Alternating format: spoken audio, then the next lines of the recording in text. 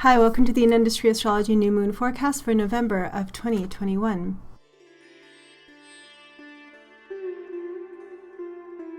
The moon is waning, the energy is decreasing. How are you feeling?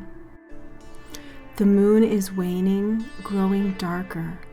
And on November 4th at 2:14 p.m. Pacific Time, the moon will conjoin the sun and begin to wax again. Worried, feeling challenged, or maybe nostalgic for things that have ended or people that are no longer in your life. This new moon is in a time when in the northern hemisphere anyway, the days are growing shorter and the nights are growing longer. This moon falls just a few days after All Hallows Eve, Halloween, and the Day of the Dead, when we honor what we have lost, the people who have left us, and we connect with the power of death and regeneration. They say that the spirit world is very close right now to the world of the living. And in India, they celebrate this new moon as a very powerful new beginning of hope, of new light that can come out of this depth of darkness. This is the new moon of Diwali, the festival of lights. So on this new moon, they light candles, Diyas, little oil lamps, and they celebrate the power of light to banish the darkness and to bring knowledge into the shadows, awareness into what is obscured from us, and hope for a new possibility in the future.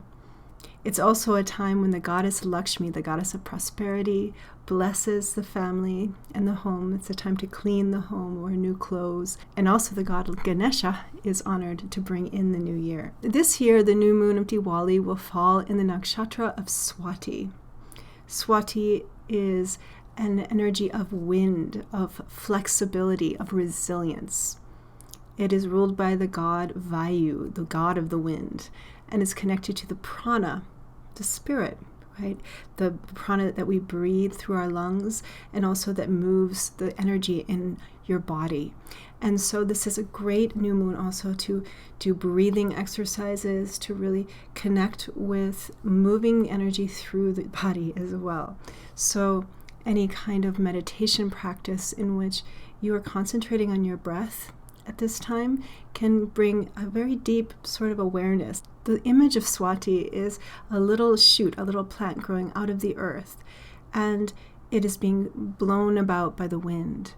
So there's this reliance on self. It's called the self-going star, the stem of our bodies, our spines, basically, and our ability to flow with life and to be flexible and resilient against change is strengthened by this new moon. And I think this is a great preparation time for the eclipses that are coming up in the next few weeks. The next lunar event we have, the full moon coming up later this month, will be a lunar eclipse. And then we will have a solar eclipse in December. These are powerful times of change usually, and sort of an acceleration of karma, collective karma, and on a personal level, depending on where these eclipses will aspect your chart, you will see big transformation and possible growth as well. Another thing about this new moon and the weeks to come is the presence of Mars, this red planet of war and courage and self-determination. Mars has been combust.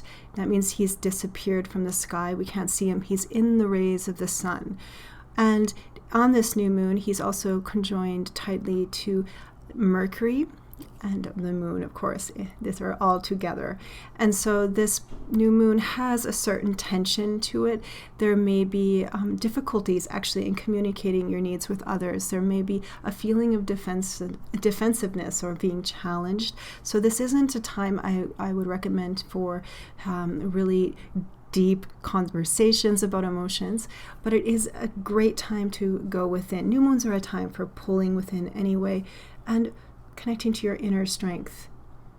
I would avoid also rushed travel, anything that feels pushed or without the proper kind of pace. You need to take your time right now and take a look at what you really want to do as we move forward into these eclipses coming up. Okay, so let's take a look at what the tarot cards have to say about this new moon, Diwali, in Swati Nakshatra.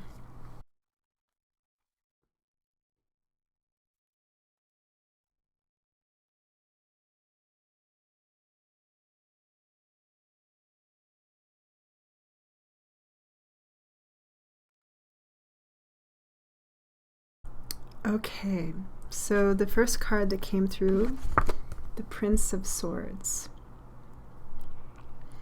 So one thing about Swati star is that Vayu, that wind, creates a certain amount of Vata. Vata is the Ayurvedic dosha that has to do with movement of change, of prana, right? But it can also create anxiety, a sense of sort of ungroundedness, worry. So the cards are showing a sort of unsteadiness of mind, maybe, too, coming through at this time. And the staying power that's necessary to calm this down and to really connect with that inner strength, the core power, right? And the Eight of Coins, that staying power, that grounding that can help calm the Vata, calm the mind, slowing things down, reconnecting to who you are, maybe. You know, there's a lot of movement forward now. All these planets have shifted directions in the last few weeks, the last month or so. Saturn and Jupiter, Mercury, all moving forward now. And on November 20th or so, November 19th, depending where you are in the world, Jupiter will transit back into Aquarius. And this is a big step forward, promising, I think, a lot of improvement in many ways. But also we are entering into this eclipse season at the same time, just right almost on the same day we have that lunar eclipse. And so, yes, we do need to really brace ourselves and be ready to move forward in new ways, perhaps. Diwali is a time to connect with the inner light and the light of spirit. And so use this time to really root in. Remember who you came from, your ancestors. Remember who you are as you grow forward. Okay, take a look. So much excitement, change, possibility pulling you this way and that way. Slow down and connect to the inner source of who you are. Have patience and just be in the moment. You are more than your thoughts. You are the sun that shines infinitely. You are the light that banishes the darkness.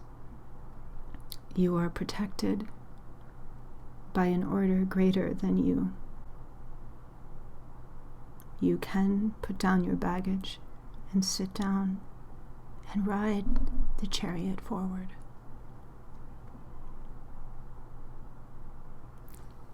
Okay, well, thank you for coming to the Untitled Astrology New Moon Forecast for November.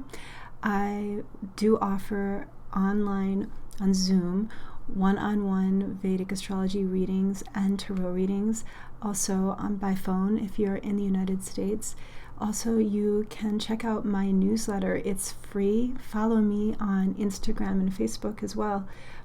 Watch out for imposters lately on Instagram. People have been telling me that there's these fake accounts. So do not ever try to book a reading with me through anything but my website, anundastrology.com. That's where you can book a reading with me. And check out my classes there as well. I offer a Foundations in Vedic Astrology class, and pretty soon I'm going to have my 2022 forecast class coming up.